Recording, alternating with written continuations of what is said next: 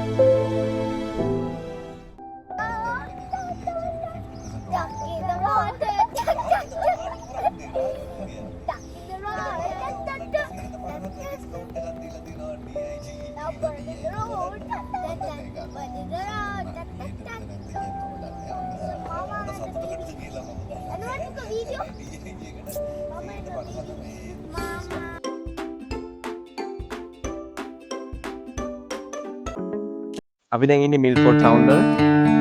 මේක තමයි අපි යන්න යන ලොට් එක. අපි යන්නේ ගියේ එකයි කාලා අපිට ඒක මිස් වුණා ට්‍රැෆික් එකයි පාර්කින් වාගන්න බැරි හින්දා අනිවාර්යෙන් පාර්කින් එක හොයාගන්න බෑ එකක් ගන්න. පැයකට $10යි පාර්කින් එකකට. මොකද කිලෝමීටර් මම දැන් 300 ගානක් දුර තිබ්බම හරියට බලලා කියන්න ඉන්ස්ටාල් වලින් මෙතනට එන්නේ. දැන් මේක අපිට තියෙනවා 1.50. දැන් අපි ඒකට බෝඩ් වෙන්න යන්නේ. අපි ගිහලා බලමු මේ ටුවර් එක එන්ටයර් ටුවර් එක 2 hours 15 minutes තියෙනවා. මේ මම හිතන්නේ ටයිම් ස්ලොට්ස් වලට තමයි යන්නේ. අපි එනකොට ගොඩක් බිසි. දැන් ගොඩක් ඒවා ගිහිල්ලා දැන් මේක විතර දෙකක් විතරයි තියෙන්නේ. දැන් අපි යන්න යන්නේ ඒක ඇතුළට මේ දෙකමාර දෙකයි කාලක ට්‍රිප් එකක්. මේ අපි එනකොට දැක්කා දියඇලි එහෙම. දැන් මේක අපි ගිහිල්ලා ඒක ළඟට ගිහිල්ලා බලන්න යන්නේ. ඔයගොල්ලෝ පිස්සවුන් ඉඳන් මිල්ෆෝඩ් සවුන්ඩ් එක පාරේ ඩ්‍රයිව් කරනකොට අපිට පරිස්සමෙන් ඩ්‍රයිව් කරන්න ඕනේ. මොකද සමහර තැන්වල පාරවල් කඩක් ගිහලා තියෙනවා. ඒක නිසා අනිවාර්යෙන් පාරේ තියෙන සයින් බෝඩ් වලට ඇටෙන්ෂන් එකක් දීලා ඩ්‍රයිව් කරන්න. මොකද පාරේ ගොඩක් ස්පීඩ් එකෙන් ඩ්‍රයිව් කරන්නත් බෑ. ගොඩක් වගේ තියෙන පාරක් ඒක නිසා. ඔයගොල්ලෝ අනිවාර්යෙන් මතක තියාගන්න. ඔයගොල්ලෝ අනිවාර්යෙන් පාරේ තියෙන සයින්ස් බලලා ඩ්‍රයිව් කරන්න. මෙතන එනවනම් තව විදිහක් තියෙනවා. මේ ෂටල් බස් තියෙනවා මෙතනට එන ටූරිස්ට් බස් වගේ ලොකු ඒවා. ඒකෙන් එන්න පුළුවන්. අපි ටිකට් එක බුක් කරන ඔප්ෂන්ස් තියෙනවා. ඔයගලට බුක් කරන ඔයගලගේ ඕන් කාර් එකේ එනවද නැත්නම් මේ වගේ එකක් ගන්නවද කියලා. මේ වගේ එකක් ගත්තොත් මේගොල්ලෝ පික් කරන තැන් දෙක තුනක් තියෙනවා. ඒ තැනකට එන්න ඕනේ. මම හිතන්නේ 6:07 කොයිද අපි මේකත් බලුව ඔප්ෂන් එකක් විදියට. ඒතර මේගොල්ලෝ පික් කරනවා. ඒ පික් එන ගමන් view points දෙක තුනක නවත්තනවා. නවත්තලා ඉවර වෙලා මේ අපිට බලන්න ඒගොල්ලෝ විනාඩි 10 15ක් දෙනවා. ඒක ඔක්කොම යයිට් එකේ තියෙනවා. බස් එක එන වෙලාව කොහෙන්ද පික් කරන්නේ කොතනද නවත්තන්නේ කොච්චර ලාවක් එතන ඉන්නවද ෆොටෝස් එහෙම ගන්න. ඊට පස්සේ කීයටද මිල්ෆෝඩ් සවුන්ඩ් වල එන්නේ ඒකෙන් යන්නේ කීයටද කියලා බලන්න. දැන් නම් ගොඩක් බස් ගිහලා අපි එනකොට ගොඩක් බස් තිබ්බා මෙතන. පබ්ලික් කාර් පාර්කින් මෙතනින් එළිය ටර්මිනල් එකෙන් එළිය ටර්මිනල් එක ගාව නවත්තන්න පුළුවන් ෂටල් සර්විසස් වල විතරයි. එතකොට ඔයගොල්ලෝ ටිකට් එක බුක් කරලා එනවා නම් මේ මෙතන තියෙනවා 250-300 meters walk එකත් ඉඳ තියලා එන්න ඕනේ මේ බුකින් ටයිමින් එකට. මොකද කාර් පාක් එකේ පාකින් එක හොයාගන්න පොඩක් කරදරයි. අමාරු එකක් හොයාගන්න ආපු ගම.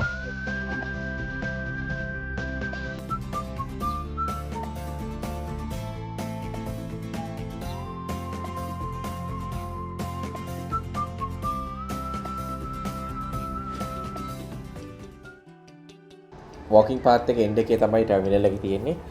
මේකේ තියෙනවා ටර්මිනල් 9ක් යට් ඩොක් කරන. අපි ටිකට් එකේ දීලා තියෙනවා අපිට මොන ටර්මිනල් එකෙන්ද යට් එක ගන්න ඕනේ කියලා. අපි 15 minutes වලට කලින් අපේ ටර්මිනල් එක ගාවට ගිහිල්ලා ඉන්න ඕනේ. එතකොට ඒගොල්ලා 15 minutes වල කලින් අපිව මේ ඔන් බෝඩ් කරනවා. ඒකින්ද අනිවාර්යෙන් ඔයගොල්ලෝ 15 minutes වලට කලින් එතනට ගිහිල්ලා ඉන්න මේක් ෂුවර් කරගන්න. නැත්තම් මොකද ඒගොල්ලා ඒ වෙලාව අපි හිටියේ නැත්තම් අපිට උනේ අපි පොඩක් පරක් වුණා. ඒක නිසා අනිවාර්යෙන් එතනට ගිහිල්ලා ඉන්න. අපි පොඩක් පරක් වෙලා ගියත් අපේ ඒජන්ට් අපිට වෙන ටිකට් එකක් දුන්නා ඊළඟ යට් එකට. මොකද අපි ගිය වෙලාව අනුව ඒ යට් එකට එච්චර සෙනග හිටියේ නෑ. ඒකින්ද ඒක අපිට ට්‍රාන්ස්ෆර් කරලා දුන්නා. නමුත් වෙනදාට ඒක මොකද ඒකේ ටර්ම්ස් ඇන්ඩ් කන්ඩිෂන්ස් වල ලියලා තියෙනවා අපි ඒ හරි ටයිම් එකට හිටියේ නැත්තම් අපේ ඒ ස්ලොට් එක මිස් වෙනවා කියලා. ඒක නිසා අනිවාර්යෙන් මම ආයි කියනවා විනාඩි 20ක් හෝ පැය භාගයක්වත් තියලා අඩු ගානේ එතනට යන්න. මොකද පාකින් වල ප්‍රශ්නයක් තියෙනවා. පාකින් හොයාගන්න බෑ. පොඩි ස්පේස් ප්‍රමාණයක් තියෙන්නේ. ඒක නිසා පාකින් එකක් හොයාගන්න හරි අමාරුයි හරියේ. ඊට පස්සේ එතන ඉඳන් ආයි විනාඩි 10ක විතර වොක් එකක් තියෙනවා ටර්මිනල් එකට. ඒක නිසා ඒ ඔක්කොම වෙලාව හරියට බලලා ඔයගොල්ලෝ ටර්මිනල් එකට එන්න.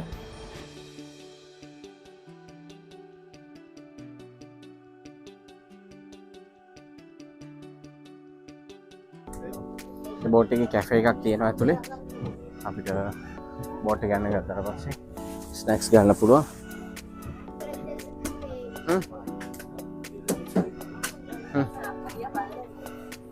උඩටද? කම්.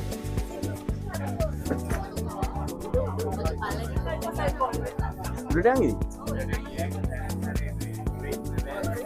ඔව් ආඩියන් එකක් සෙට් කරා අයියා. නේ? දැන් මම ඒකේ තියෙන ඩෙක් එකට යන්නේ. යම.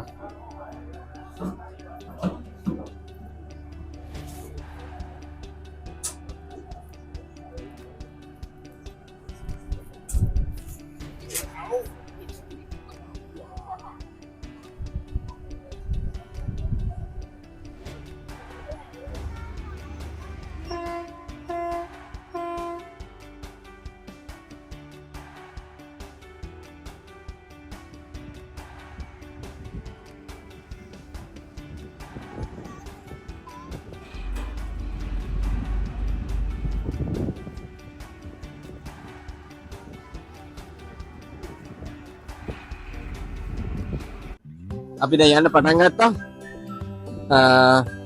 අර ඈත තියෙන දියාල ගාවින් තමයි අපි පටන් ගත්තේ ජර්නි එක. දැන් මේක වටේම අරන් ගිහලා ආපහු එතනම තමයි අරන් එන්නේ. පැය දෙකයි කාලයි. මේක නිව්සීලන්ත එනවා නම් ස්පෙෂලි ක්වීන්ස්ටවුන් ඉන්නවා නම් එන්න ඕනේ ජර්නි එකක්. පැය 3මාරක් ඩ්‍රයිව් කරත් පාඩු නැහැ මේ ජර්නි එක ආවට. මේ එච්චරට මේකේ ලස්සන එක බලන්න අනිවාර්යෙන් ක්වීන්ස්ටවුන් වලට එනවා නම් මේ මිල්ෆෝර්ඩ් සවුන්ඩ් එකට අනිවාර්යෙන් එන්න. මේ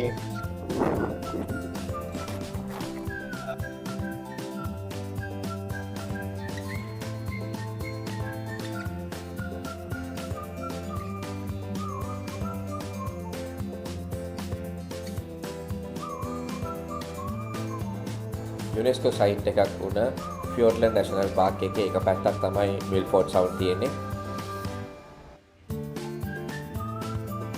මේ දිය ඇලි මේ සීනරි එකට අමතරව මිල්ෆෝර්ඩ් සවුන්ඩ් ප්‍රසිද්ධයි සීල්ස් ලව ඩොල්ෆින් පෙන්ගුයින්ස් ලව බලන්න. අපි බලමු අපිට chance එකක් තියෙයිද කියලා සීල්ස් හරි ඩොල්ෆින් හරි දකින්න. අපි ගිහිල්ලා බලමු මේ ට්‍රිප් එකේ.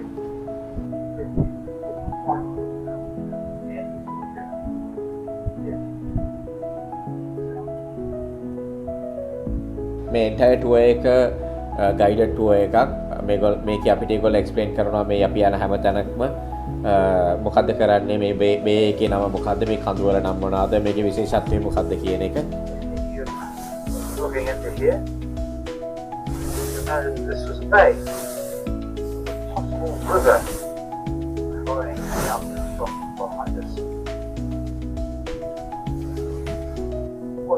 some 40 years after them.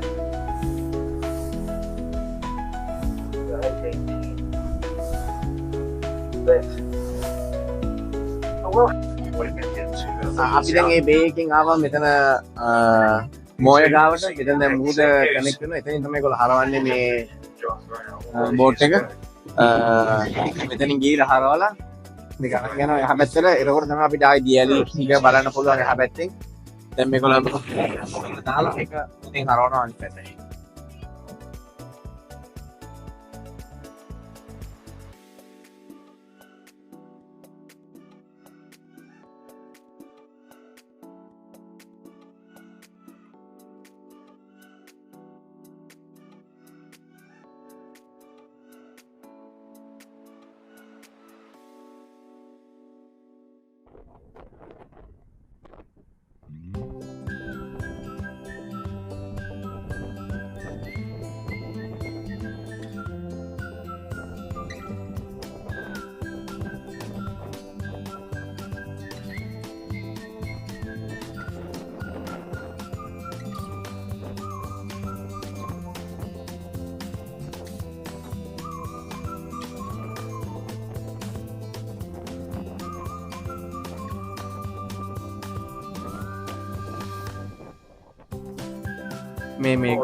මේ ගලවුඩ ඉන්නවා සීල්ස්ලා.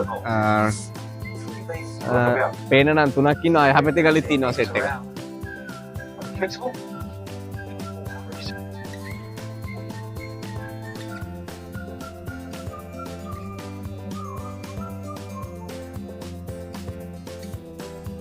Fur seals are the only animal I know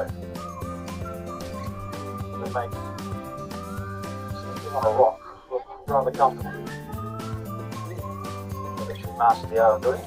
The reason why they pick places like this. දැන් අර අතර තමයි දියැල තියෙන්නේ. අපිට එතන ළඟට යනවා. ඔය දින දියැල මේ දැන් මේ බෝට් එක එතන හරවලා ඉස්සරහ පැත්තට එතන දාලා මේ දියැල ගාවින් මේගොල්ලෝ විනාඩි 10ක් නවත්තලා තියෙනවා.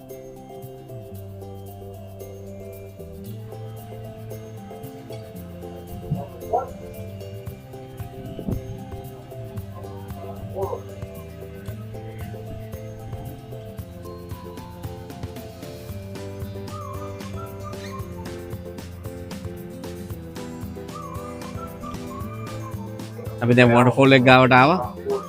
මේ දින වෝටර්ෆෝල් එක දැන් ඔක ගන්න පුළුවන් මේ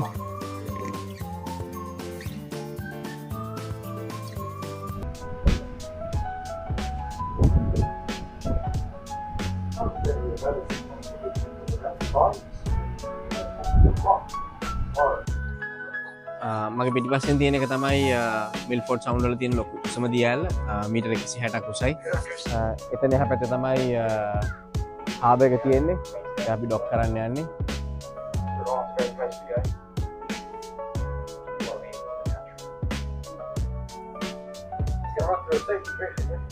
මිල්ෆෝඩ් සවුන්ඩ් වල ප්‍රධාන දියැලි දෙකක් තියෙනවා. බෝවන් වෝටර්ෆෝල් එකයි ස්ටේලින් වෝටර්ෆෝල් එකයි. ඒක තමයි ප්‍රධාන දියැලි දෙක මිල්ෆෝඩ් සවුන්ඩ් වල. හැමදාම බලන්න පුළුවන් දියැලි දෙක.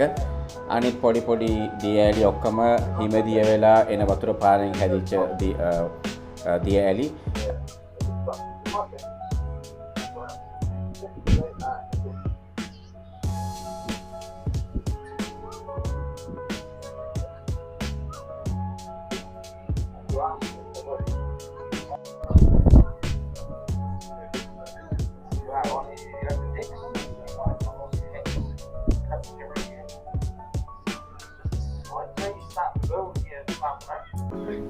පැය දෙකමාරක ටුවර් එකකින් පස්සේ අපි දැන් ටර්මිනල් එකට ආවා.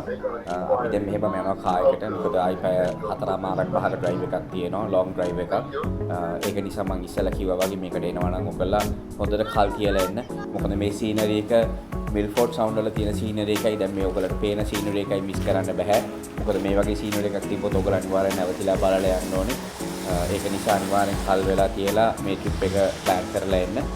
තව එක දෙයක් මොකද මේ එන අතරතුර කොහොම අඩු කොෆි ෂොප්ස් රෙස්ටුරන්ට් සමය හම්බෙන්නේ. ඒක නිසා ඔයගොල්ලෝගේ ආයි කෑම බීම තේ ඒවා මේව ඔයගොල්ලෝ ඇරේන්ජ් කරගෙන එන්න. පුළුවන් නම් ඔයගොල්ලෝ මම අපේ කලින් වීඩියෝ එකේ පෙන්නුවා වගේ පොඩි ගෑස් කුකර් එකයි ගෑස් බොටල් ටික අරගෙන අරේන්ජ් කරගෙන එන්න. ඒතර ඔයගොල්ලෝ එන අතරතුර මේ සීනරි එකත් බලලා හොඳ කෝපි කෝප්පයක් බීලා එන්න පුළුවන්. ඒක ඔයගොල්ලන්ට ගොඩක් වටිනවා. ඔයගොල්ලෝ තනියෙන් ඩ්‍රයිව් කරනවා නම් මේ පාර ටිකක් නිදිමත හැදෙනවා.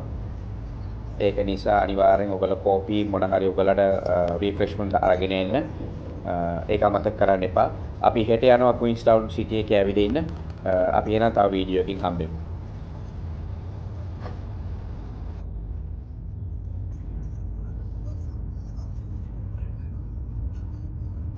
මේ බ්‍රිජ් එකේ තියෙන මිල්ෆෝඩ් ටවුන් වල ඉඳන් කිලෝමීටර් ක විතර ආපස්සට යනකොට බැහැලා ඇවිල්ලා බලන්න පුළුවන් බ්‍රිජ් එකක් හදලා තියෙනවා. ගොඩක් සැර වතුර පාරක් අද තියෙනවා.